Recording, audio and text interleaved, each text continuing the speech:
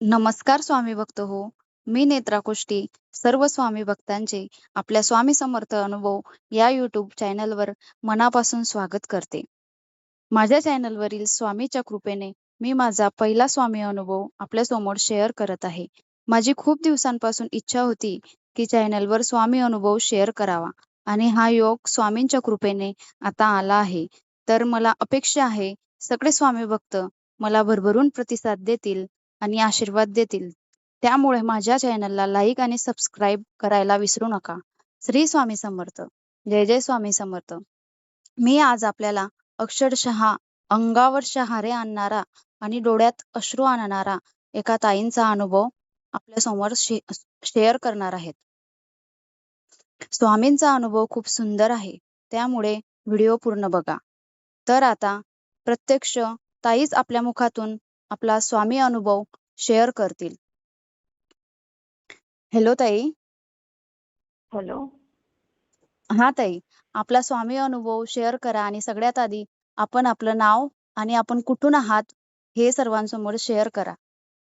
माझं नाव उषा महाजन.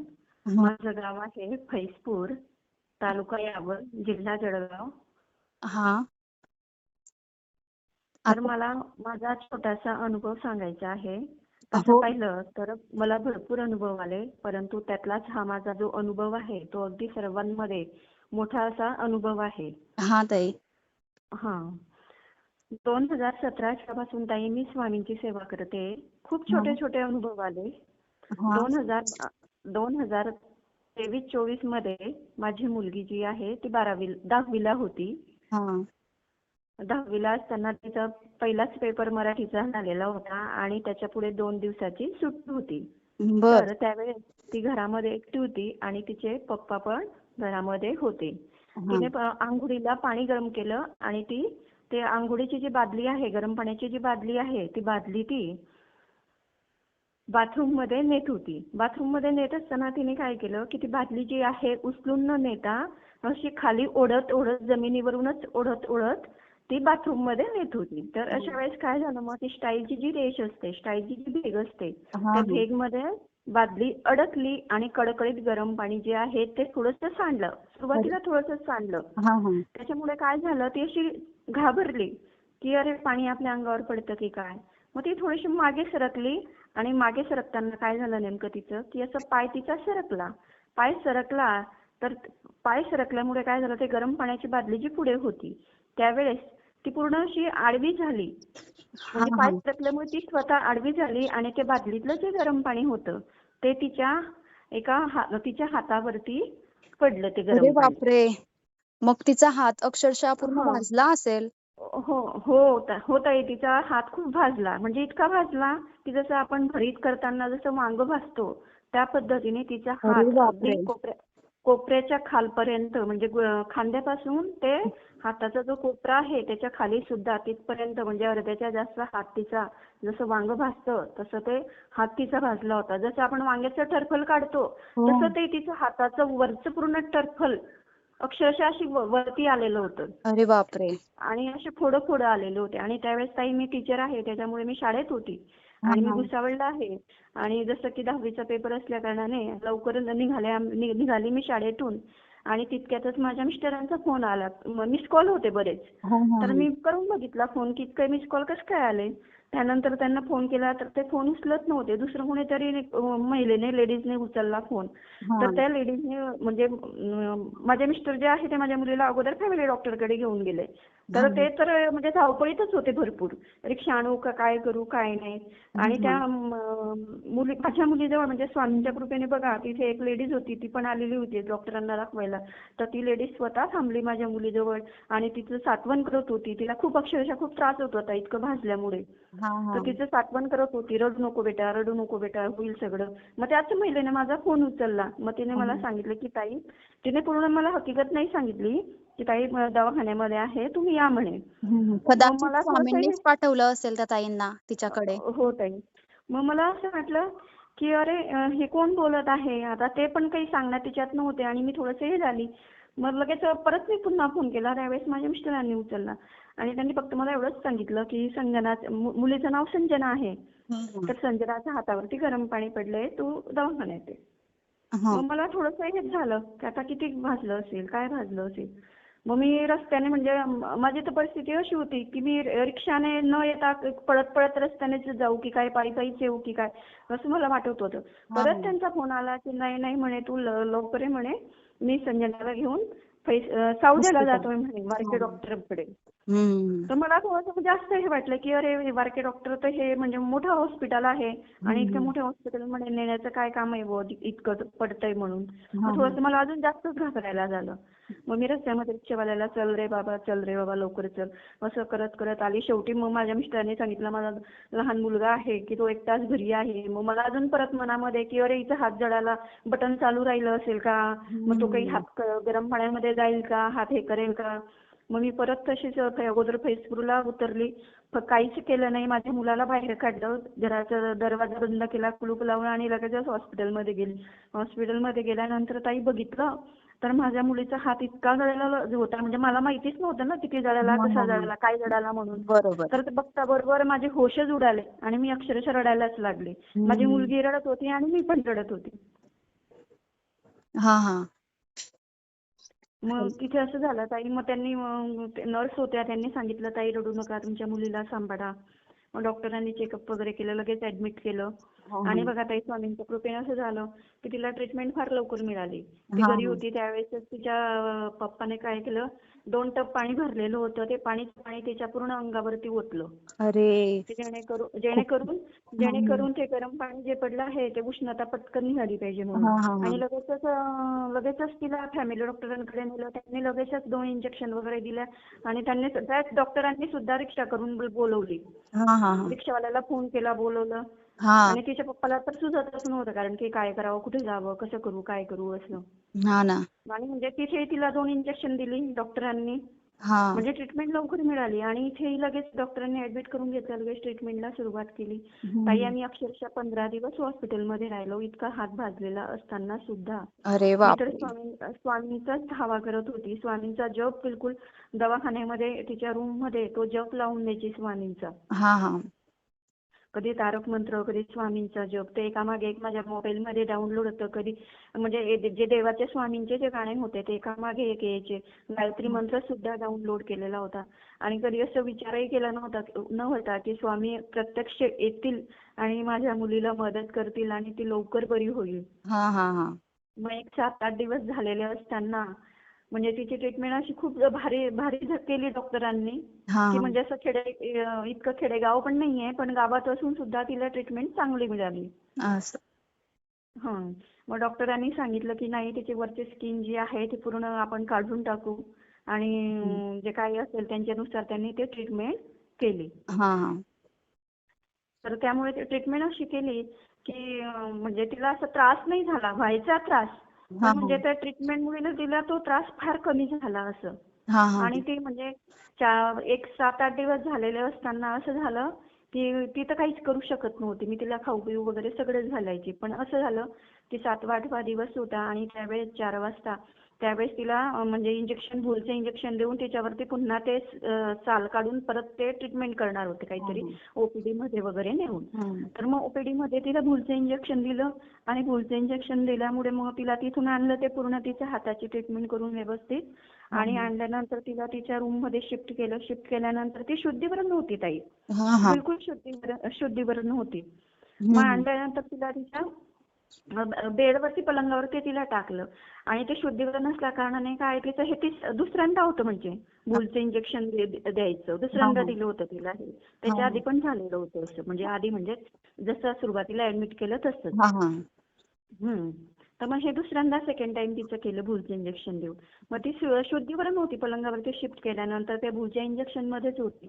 आणि मी तिच्या पलंगाच्या शेजारी बसलेली हां, आणि हां. ती म्हणजे असं आहे ताई की भूलचं इंजेक्शन दिलं की असं पेशंटचा आवाज येत राहतो, तर तिचा पण असा आवाज यायचा. हां, हां. त्याच्यामुळे मी तर घाबरायची, परंतु दुसरा सेकंड टाइम असल्यामुळे मी तितकी घाबरली नाही. हां, हां. मग मी तिच्या पलंगाजवळ बसलेली आणि समोर तिचे पप्पा होते, समोर छोटा कॉट होता तिथे, तिचे हां, पप्पा हां. होते, माझा मुलगा होता आणि माझा भाऊ पण होता. अच्छा. आणि अचानकच मग ती ना काय झालं बघा, साडेतीनची वेळ असेल दुपारची. काय झालं की ती एकदम इंजेक्शन म्हणजे त्या भूलच्या इंजेक्शन मध्ये असतानाच, हा हा. भूलमध्येच असताना माझ्याशी बोलायला लागली. अरे आणि बापरे. तिचा आवाज पण इतका म्हणजे अगदी वेगळ्याच पद्धतीमध्ये, जसं नेहमी आपण बोलतो हा नॉर्मली, हा हा. तशी ती काही बोलत नव्हती.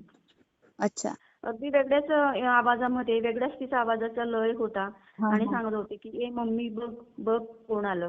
मग मी तिच्याशी बोलायची की काय झालं बेटा, कोण आलंय. मग ती अशी बोलायची, ती म्हणायची हे बघ ना मम्मी, स्वामी आले, स्वामी आले, अरे स्वामी आले. बापरे. मग मला मला समजलं काय की नाही, खरंच स्वामी आले असतील हो. हिला मदत करण्यासाठी. मला बरोबर. माहितीच होतं, कारण मी तर भक्तांचे अनुभव पण मी ऐकलेले होते हा भरपूर. हा हा. मग मी तिला म्हणायची की येऊ दे ना बेटा, मग स्वामी आले तर तू स्वामींना प्रार्थना कर, विनंती कर त्यांना की मला लवकर बरं करा आणि मला लवकर घरी पाठवा असं. हा हा मग हा. ती म्हणायची मम्मी बघ ना बघ ना. मग मी तिला प्रश्न करायची तरी पण, आणि तिला माझं बोललेलं कळायचं, जरी ती पूर्ण शुद्धीवर नव्हती तरी हा हा सुद्धा हा. तिला माझं पूर्ण बोललेलं बोलणं कळाय. समजत होतं. हा, समजत हा असेल. हा. कारण की काय, ते फक्त स्वामी, मी म्हणजे तिची आई आणि ती, अशा तीनच व्यक्तीमध्ये होती. हा हा हा. तिचं दुसरं जग आणि दुसरं विश्व नव्हतंच. हा हा. मग मी तिला विचारायची काय रे बेटा, कुठे आहे स्वामी, कुठे आहे स्वामी. बघ ना मम्मी, हे काय पलंगाजवळ उभे, पलंगाजवळ उभे. मग असं. मी तिला म्हणायची तू कर स्वामींना प्रार्थना, स्वामींना प्रार्थना कर. आणि मग ताई काय झालं बघा, मग तिथे जे आहे ना, पलंगाजवळ तर मी स्टूल टाकून बसलेली होती, समोर तो स्टँड होता याचा सलाईनचा, हा आणि तिकडच्या बाजूने काही तिथे उभं राहण्यासाठी पलंगाजवळ काही जागा नव्हती. हा तर हा. मग नंतर असं झालं की ती मला परत सांगायला लागली, बघ ना मम्मी, बघ ना मम्मी, स्वामी बघ माझ्या पलंगावरती येऊन बसले, अरे बापरे. पलंगावरती येऊन म्हणजे बसले. स्वामी आणि मग अक्षरशः तिच्या शेजारी पलंगावर येऊन बसलेले होते हो तिच्यासोबत. हो, पलंगाजवळ येऊन बसले तिच्या दुसऱ्या बाजूला. हम्म. आणि मग मी तिला प्रश्न करायची का रे बेटा, स्वामी कसे दिसताय, स्वामी कसे दिसताय, कसे आहे हम्म. स्वामी. मग ती मला ते पण सांगितलं, स्वामीने अक्षरशः मम्मी मम्मी, स्वामीने लाल टोपी घातलेली आहे, गळ्यात हम्म. रुद्राक्षाची माळ आहे, अशी सांगत अक्षरशः होती ताई स्वामींनी ती तिला मला. दर्शन दिलं तेव्हा. हो हो हो. मग ती मला असं सांगायची, मी जसं प्रश्न तिला करायची तशी ती मला उत्तर द्यायची. मग मी तिला ते पण विचारलं की काय स्वामी कसे दिसताय, स्वामींनी. मग तिनेच सांगितलं मला की स्वामींनी लाल टोपी घातलेली आहे आणि हा. गळ्यामध्ये रुद्राक्षाची माळ आहे. हम्म. मग मी तिला परत पुन्हा पुन्हा तेच सांगायची, तू स्वामींना प्रार्थना कर, मग स्वामींना हम्म. प्रार्थना कर. तर मग मग कशी म्हणायची, बघ मग मी आता पलंगावर येऊन बसले आणि माझा हात हातात धरला, अरे हात वा. हातात धरताय, आणि स्वामींच्या हातामध्ये लाडू पण आहे, लाडू अरे पण आहे. बापरे, मग खूपच छान. हो. मग ताई मी तिला म्हटलं की मग तू स्वामींकडे प्रसाद घे, स्वामी तुला प्रसाद देत असतील तर तू प्रसाद घे. तर ती मला कशी हम्म. म्हणते, नाही ना मम्मी, माझा हात काही उचलला जात नाहीये म्हणे अरे वरती. बापरे, ऐकताना अक्षरशः माझ्याही अंगावर शहारे येत आहेत ताई. खूप छान. हो ताई. खूप आणि छान दर्शन दिलं. त्याच्यानंतर तिने मला असं सांगितलं की स्वामींनी माझा हात हातात घेतला, आणि त्याच्यानंतर सुद्धा ज्यावेळेस स्वामी जायला लागले त्यावेळेस ती अक्षरशः रडायला लागली. आणि अरे हे बापरे. सर्व घडत असताना ताई तिच्या डोळ्यातून अश्रू येत होते, हा हा डोळ्यामध्ये हा. अश्रूंच्या धारा. आणि मी तिच्याशी बोलते, तिला प्रश्न करते आणि तीच सगळं मला सांगते. हा हा, खरंच ताई. स्वामींविषयी हा जो प्रसंग घडतो ना, हे सगळं ती सांगत होती मला. अक्षरशः तिचे अश्रू असे गालाच्या खाली येत होते, हा हा. गळ्यापर्यंत अश्रू येत होते. हो, खरंच स्वामी आणि आहे. मग हो हो. आणि नंतर मग ज्यावेळेस स्वामी जायला लागले त्यावेळेस ती रडायला लागली आणि मला म्हणते, मम्मी बघ ना, स्वामी जाताय जाताय स्वामी. हम्म. मग मी तिला समजवलं की बेटा जाऊ दे, त्यांना दुसऱ्यांना पण बघायचंय, दुसरीकडे पण जायचं आहे.